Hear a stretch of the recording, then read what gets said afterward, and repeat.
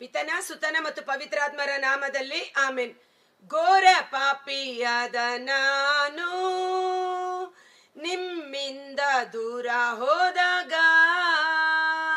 ನಿನ್ನ ಪ್ರೇಮದಿ ನನ್ನ ಅಪ್ಪಿಕೊಂಡು ಕ್ಷಮಿಸಿದಂತ ನನ್ನ ಏಸಯ್ಯ, ಎಂತ ಒಳ್ಳೆ ದೇವರು ಏಸಯ್ಯ, ಎಂತ ಒಳ್ಳೆ ದೇವರು ಏಸಯ್ಯ.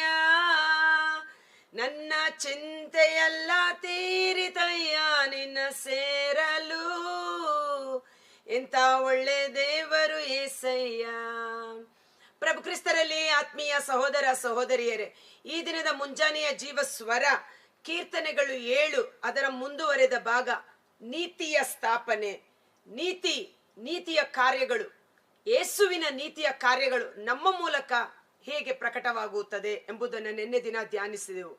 ಇವತ್ತು ಅದರ ಮುಂದುವರೆದ ಭಾಗ ವಚನ 11.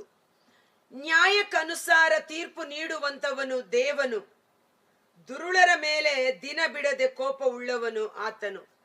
ನ್ಯಾಯಕ್ಕೆ ಅನುಗುಣವಾಗಿ ತೀರ್ಪು ಕೊಡುವ ದೇವರು ನಮ್ಮ ದೇವರು. ಪಕ್ಷಪಾತಿಯಲ್ಲ, ನ್ಯಾಯಕ್ಕನುಗುಣವಾಗಿ ತೀರ್ಪು ಕೊಡುವವರಾಗಿದ್ದಾರೆ. 1 ಪೇತ್ರ 1ನೇ ಅಧ್ಯಾಯ ವಚನ 17. ನೀವು ದೇವರಿಗೆ ಪ್ರಾರ್ಥನೆ ಮಾಡುವಾಗ ಅವರನ್ನು ಅಪ್ಪಾ ತಂದೆಯೇ ಎಂದು ಬೋಧಿಸುತ್ತೀರಿ. ಅವರು ಪಕ್ಷಪಾತಿಯಲ್ಲ. ಮನುಷ್ಯ ಮುಖ ನೋಡಿ ಮಣೆ ಹಾಕಬಹುದು, ಮನುಷ್ಯ ಮುಖ ನೋಡಿ ಮುಖಸ್ತುತಿ ಮಾಡಬಹುದು, ಆದರೆ ದೇವರು ಮುಖ ದಾಕ್ಷಿಣ್ಯವಿಲ್ಲದೆ ತೀರ್ಪು ನೀಡುವವರಾಗಿದ್ದಾರೆ. ಅವರು ಪಕ್ಷಪಾತಿ ಅಲ್ಲ, ಎಲ್ಲರಿಗೂ ಅವರವರ ಕೃತ್ಯಗಳಿಗೆ ತಕ್ಕಂತೆ ನ್ಯಾಯ ತೀರ್ಪು ನೀಡುವರು. ಆದುದರಿಂದ ನಿಮ್ಮ ಇಹಲೋಕದ ಜೀವನ ಯಾತ್ರೆಯನ್ನು ಭಯಭಕ್ತಿಯಿಂದ ಸಾಗಿಸಿರಿ. ದೇವರು ಪಕ್ಷಪಾತಿಯಲ್ಲ, ಅವರವರು ಮಾಡಿದ ಕೆಲಸಕ್ಕೆ ತಕ್ಕ ಪ್ರತಿಫಲ ನೀಡುವವರಾಗಿದ್ದಾರೆ. ರೋಮ 2 ವಚನ 6 ಮೇಲ್ಪಟ್ಟು ನಾವು 7ರಿಂದ ನೋಡುವುದಾದರೆ, ಸತ್ಕಾರ್ಯಗಳನ್ನು ಅರಸುತ್ತಾ ಸತ್ಕಾರ್ಯಗಳನ್ನು ಕೈಗೊಳ್ಳುವವನು ದೇವರಿಂದ ಸತ್ಫಲವನ್ನ ಪಡೆದುಕೊಳ್ಳುತ್ತಾನೆ. ದುರ್ಮಾರ್ಗವನ್ನ ಅರಸುತ್ತಾ ದುಷ್ಟ ಕಾರ್ಯಗಳಲ್ಲಿ ಮಗ್ನನಾಗಿರುವವನು ಅದಕ್ಕೆ ತಕ್ಕ ಪ್ರತಿಫಲವನ್ನ ಪಡೆದುಕೊಳ್ಳುತ್ತಾನೆ. ದೇವರು ಪಕ್ಷಪಾತಿಯಲ್ಲ.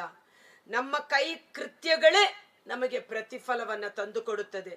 ನೀನು ಒಳ್ಳೆಯದನ್ನು ಮಾಡಿದ್ದೆ ಆದರೆ ನಿನಗೆ ಒಳ್ಳೆಯದು ಪ್ರತಿಫಲವಾಗಿ ಬರುತ್ತದೆ. ನೀನು ಕೆಟ್ಟದ್ದನ್ನು ಮಾಡಿದೆ ಆದರೆ ಕೆಟ್ಟದ್ದು ನಿನಗೆ ಪ್ರತಿಫಲವಾಗಿ ಬರುತ್ತದೆ. Very simple. ಆದ ಕಾರಣ ಇಹಲೋಕದ ಜೀವನ ಯಾತ್ರೆಯನ್ನು ಅತ್ಯಂತ ದೈವ ಭಯಭಕ್ತಿಯಿಂದ ನಾವು ಸಾಗಿಸಬೇಕಾಗಿದೆ.